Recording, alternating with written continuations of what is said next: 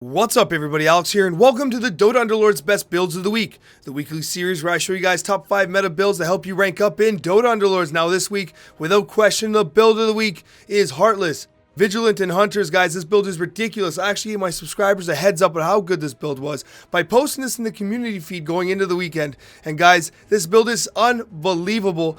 Basically, the way it works is you have Pudge, Treant Protector, and Abaddon up front. They're your primary meat shields. They're basically designed to take as much damage as they can. You're running your 2 Druids in order to maximize the early and mid game, because what you're going to do is you're going to run like Nature's Prophet or Magnus in the early game in order to get those 2-star bonuses from the Druid Alliance.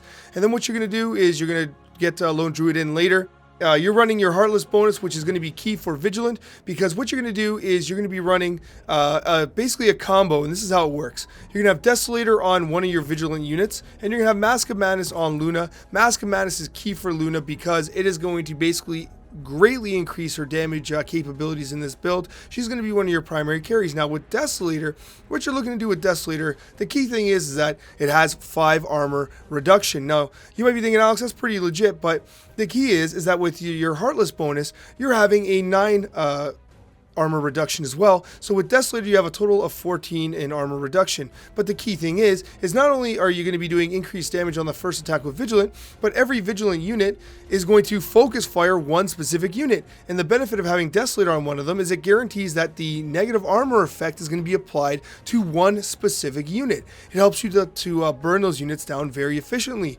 This build is crazy like that. You're going to be focus firing one unit at a time and completely blowing up the opposition.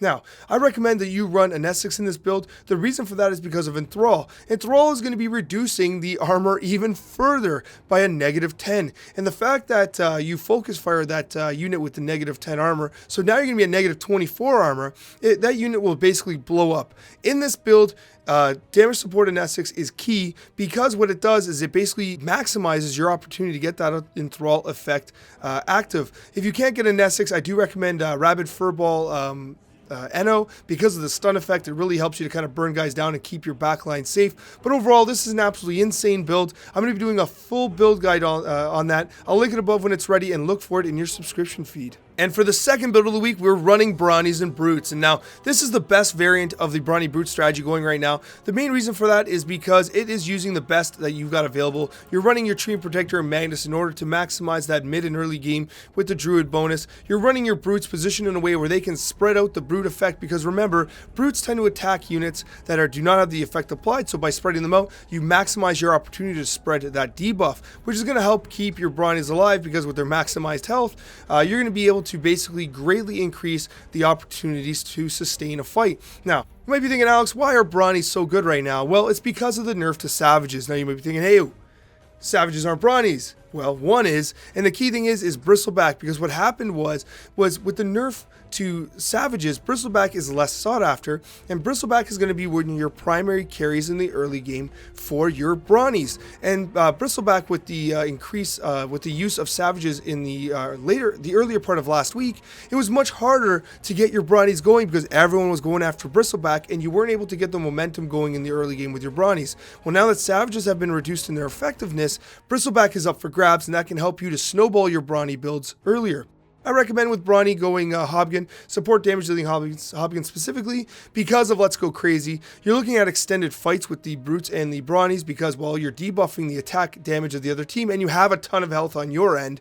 So you're going to be looking at longer fights, and Let's Go Crazy really helps you there. Again, Furious Furball Eno is also a great option, as is Golem and Essex. But either way, this is a fantastic build. I've done a full build guide on it. I'm going to link it above. There are 2 variants of this build, both of which are excellent, so keep an eye out for that. And for the third build of the week, what we're doing is we're running Bloodbound, guys. Bloodbound has been changed, Bloodseeker specifically. Bloodseeker no longer heals 35% of his health when anyone dies around him, including summons. The way it works now is when he kills his target, he gets 35% of his health back. He also does not take sustained damage over time. The way it works is he attacks faster as his target loses health. Now, this is great, because if you get a Stonehall Pike on him, what's going to happen is he's going to be getting a ton of kills and become a legitimate carry in your game.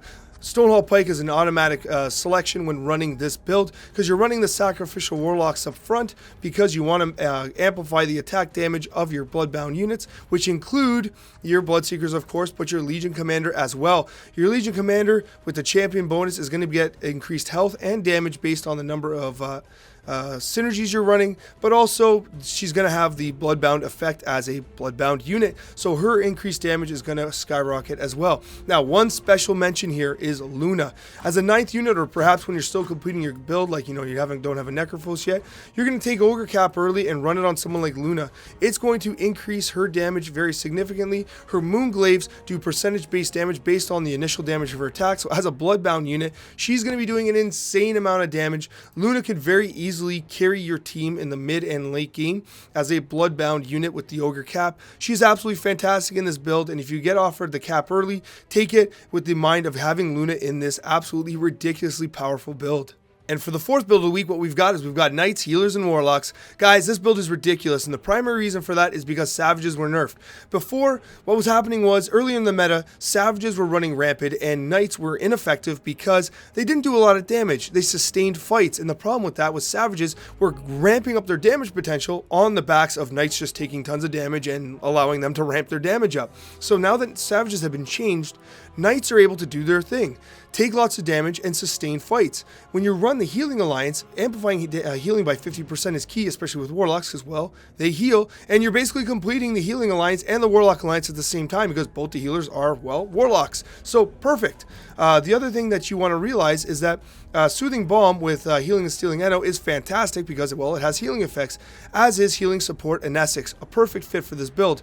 And what you're doing here is you're clearly running Luna with the Mask of Madness. Not only is her healing effect going to be amplified, but it is greatly going to increase her damage potential. Mask of Madness is an auto pick in this build because Luna is your primary DPS carry. You can do something like Maelstrom on Bad Rider as well. But overall, this is a fantastic build, especially with the changes to Savage. If you're at level 8 or you don't have like a Necrophos yet, a Witch Doctor is a great fill-in as well. It's going to basically keep your Warlock bonus alive, and his ability is a great stunner. So, great options as well. But anyways, guys, fantastic build. Run those healers. They're going to do work in this meta. And the 5th build of the week is Spirits, Voids, and Assassins. Now, guys, this build is absolutely incredible, especially for closing out those late game wins. When you get this build going, it is insane. But the way you run it in the early game is you run it like a Spirit build. You're not going to have someone like Faceless Void. You're probably not going to have Slurk yet, but you're going to have multiple Storm Spirits. Those multiple Storm Spirits are going to help you get some Delta Slams. It's going to help you sustain that early game. But what happens is when you get to that early game, you're adding someone like Slark, and finally you're taking out that extra Storm Spirit or Ember, whoever it might be,